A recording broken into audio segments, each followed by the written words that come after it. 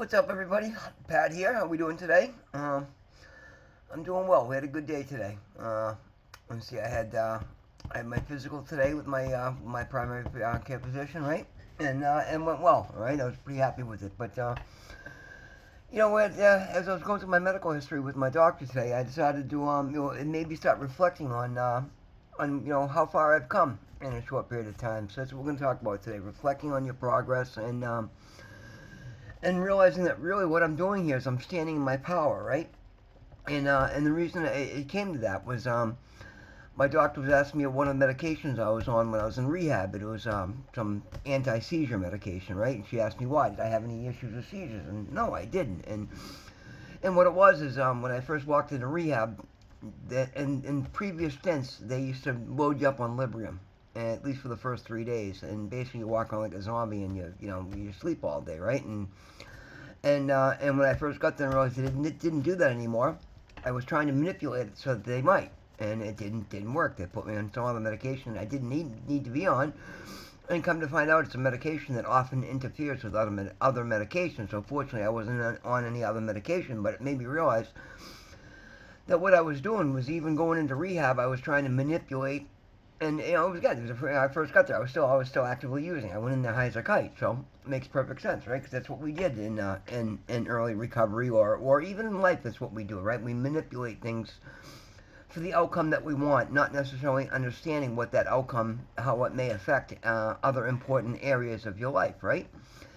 And I said it's funny. I told the doctor about the bed, I realized as I was saying it that I'm like, wow, I'm literally just standing in my truth these days. Like I've shed the insecurity of having to hide why I was doing things that I did, and now I just own it, right? And mostly because I approach things from such an honest standpoint today. That's why I'm an open book, and it's nice. It's so liberating. It's so freeing because nobody can come at me sideways or something that I did because I'm putting everything I did right out there and dealing with it head on. Because again, I had a lot to deal with, right? I was an active addict for 40 years. It made me make a lot of choices that I wasn't proud of, and do a lot of things to a lot of people that I didn't care for, and that don't reflect the person that I am. But I'm taking ownership of those things today, and I'm moving on from them, and I don't let them affect me. I literally just glossed right over it, and the doctor looked at me, and she was really impressed. She's like, "Wow, it's amazing you come out right out, with how quickly you come out and admit to that." And I'm like, "Well, it's just because of the work that I'm doing today, right? I'm literally looking at things in the truth, in the light, and taking them for what they were. I've made mistakes. I still continue to make mistakes, but the difference is I try to pay attention to them now, and I own them, and I move on from them. I don't let them own me, and that's a big thing. But a big part of standing your truth, guys, is when you come at things from a place of love and a place of light, and not from a place of being hurt and not reacting from traumas, and trying to continue a stigma is that because you need to control an outcome or something. It's very freeing, right? It's very liberating, and it gives you the power to stand your truth because nobody can take something from you because you're owning what you are and what you've done, and that can be attributed into regular life, and it literally opens the door to change lives. Like I've changed my life and my future completely in a few short months, and that's why I'm sharing all this, guys, because it's amazing. And I realized very quickly on that how every one of us has the ability or every one of us does, period, not even has the ability, but the way we confront people and interact with other people and the way we treat other people has a ripple effect that goes, can cause generational curses and inflict pain. And nobody wants to do that to your children and to other people around you, people you love, right? So part of what I had to do was separate myself from people that weren't going in the direction that I'm going in. And again, that was, I was hanging out with a bunch of drug addicts or anybody. Not that I really hung out with anybody, but, I was, interacting with mostly drug addicts because that's what I was, that's who I was at the time. That's what I was doing. So, clearly I've removed that. That was step one, right? But like I said, as I started to get the hope of being able to get my life back, I realized that I had to go a lot deeper because I didn't want to go back into I didn't want to go back into addiction, and that meant I had to start to look at the things that brought me to addiction in the first place, and that's what's making me do the work with therapists and everything else I've been talking about that's going on, because I'm taking ownership of my reactions and my feelings and my hurts and my hopes and what I want, and it's opening things up. You know, like I said the other day, every time you shed something that doesn't serve you, you open up a space for something that does serve you to enter your life. And I've finally gotten to that point now where I'm done shedding things, and that I'm starting to actually get. I've got this clean blank slate in front of me, and I'm starting to find the things that I'm filling it with, right? And first and foremost, it's things that I like. That's what's most important to me. And I don't know everything I like now because, again, I didn't have the opportunity to chase things that I like for so long because I had to react to the issues I had at hand, right? So today I had a doctor's appointment, and so I finished up my work this morning early, and I wasn't sure. You never know, doing contracting, you never know how things are gonna go. Well, it went really well, so I had a couple hours to kill. And one thing I'm a big fan of is the ocean. Now, granted it's February in New England. It's not exactly time for the ocean, but I'm like, you know what? Why not?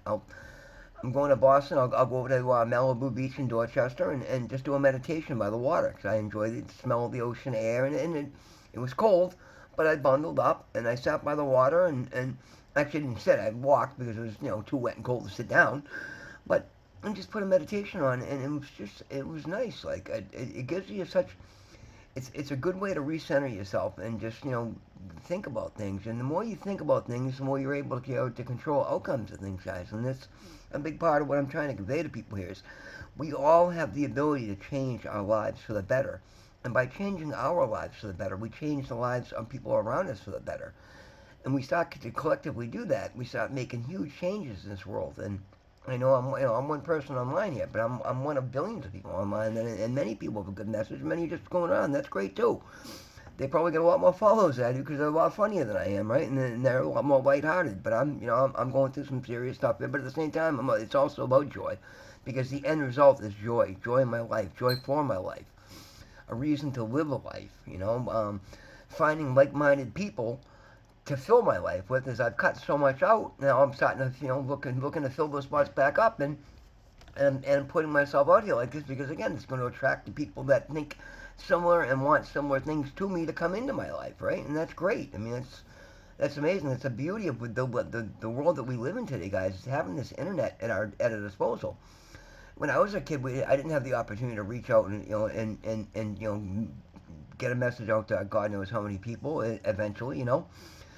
But we do today, and that also means you can also anything you have interest in, you can look you can research, right? Like for me, it's prayer, meditation, looking into Reiki and more holistic medicines and holistic healing, because it's all energy, and that's something I'm starting to realize, and I'm coming to find out that I'm a healer of some sort, right? So that's what I'm looking into now, and that's what I'm getting into. But again, I just say these things for example.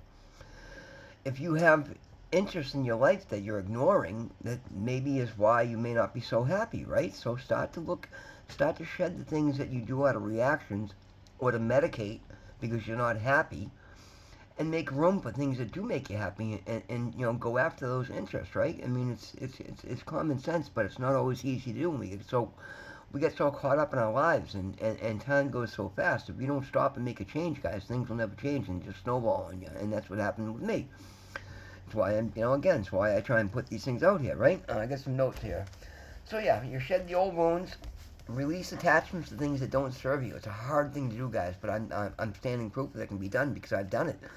And as I started to do it, I realized it went way deeper than when I first got into this, all I wanted to be able to get through my day without having to do drugs, and have the peace of not spending all my money on drugs, and the ability to put a life together, right? But as I started to heal and I started to expand things, I started to realize it is expanding, right? There's a lot more to me than I initially thought, and it's stuff that needs to be shared. It needs to get out there, right? So as I've released old attachments, it's made room for new attachments, and that's what I'm finding now. Things that I'm filling my time and my mind with. And again, if there's one thing I can preach, it's prayer and meditation, guys. Find your higher power. It doesn't have to be God. That's who I choose. And I think it's all the same at the end of the day. But again, you've got to believe there's something bigger than you that created all this, right? Come on, you didn't create the universe. I've said that before. I'll say that again.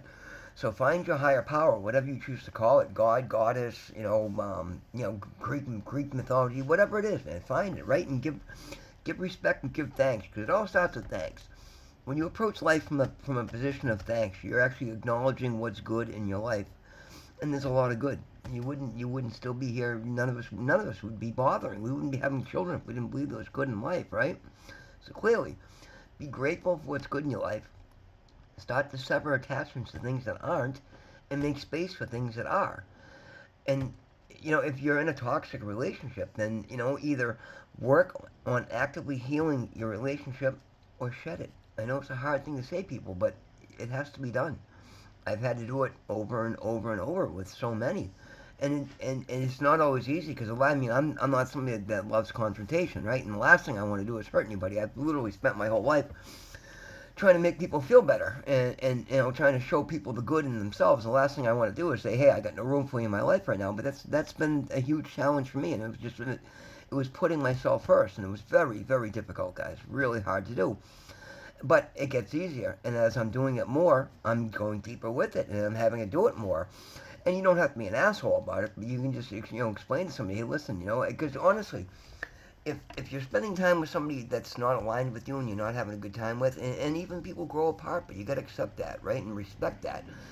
And yeah, it's very difficult in the beginning, but guys, in the end, it gives you both the ability to go chase and find something that is right for you, right? I mean, I'm not advocating everybody go out and break up here, but either be willing to do the honest work to heal your relationships, or let them go and find something that's more aligned for you. It's very important.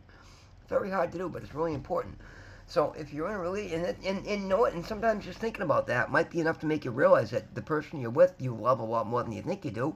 So let go of the resentments. Forgive.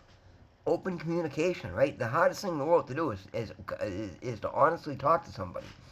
But I recently saw this thing from Tony Robbins, right? It's called the SOW method, SEW, and look that up. I'm not going to get into it because it's a whole half-hour topic, but it's literally a way of communicating with your loved one, and in a way that's non-argumentative.